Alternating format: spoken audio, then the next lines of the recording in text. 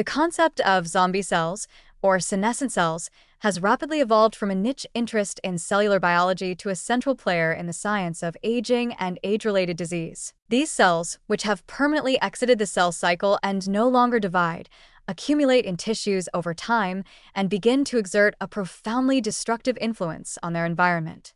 They don't die, but they don't function normally either, hence the term zombie. Instead, they secrete a cocktail of pro-inflammatory, tissue-degrading molecules known collectively as the senescence-associated secretory phenotype, SASP. This toxic output damages nearby healthy cells, disrupts tissue architecture, and initiates cascades of chronic inflammation that accelerate aging and degeneration throughout the body. At its core, cellular senescence is a biological safeguard, an evolutionary adaptation designed to stop damaged or at-risk cells from becoming cancerous. When a cell experiences excessive DNA damage, oxidative stress, or telomere shortening, senescence acts as an emergency brake. This is protective in the short term, especially in youth. But over time, particularly as immune surveillance declines with age, these cells begin to accumulate because the body can no longer efficiently clear them.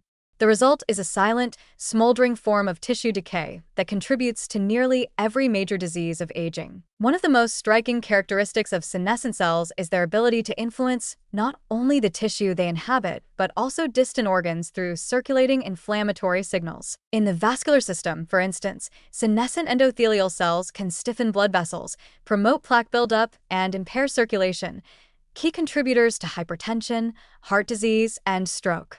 In the skin, senescent fibroblasts disrupt collagen production, leading to thinning, wrinkling, and impaired wound healing. In the joints, they drive cartilage breakdown and chronic inflammation, contributing to osteoarthritis. Even the brain is not immune. Glial cells in a senescent state have been linked to neuroinflammation and cognitive decline, possibly playing a role in Alzheimer's and other dementias. Importantly, the effects of these cells are not confined to specific diseases, but are systemic.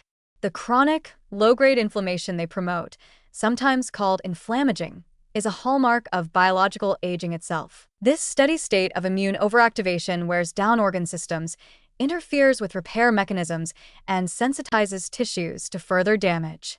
It's a self-reinforcing loop.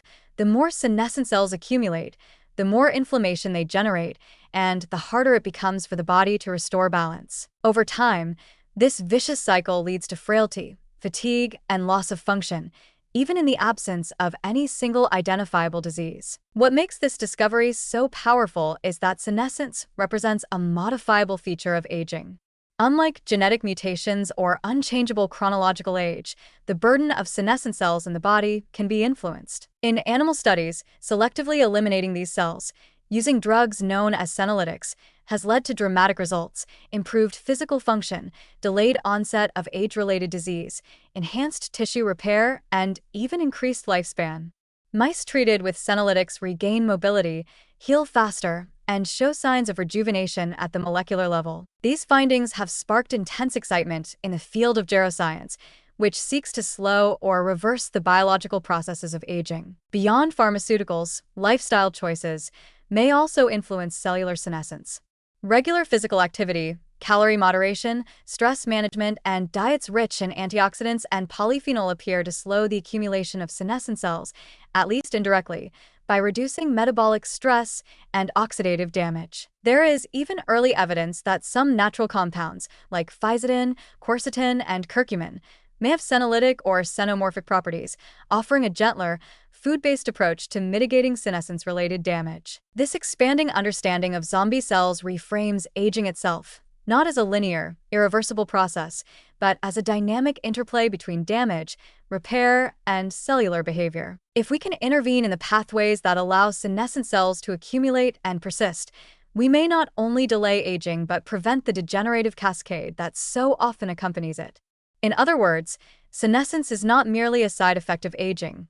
It may be a core engine of it. And by disarming that engine, we open the door to a future where vitality and resilience last longer, where getting older does not have to mean growing weaker. The emerging field of senotherapeutics thus holds enormous promise, not only for extending lifespan but for compressing morbidity, the period of life spent in poor health.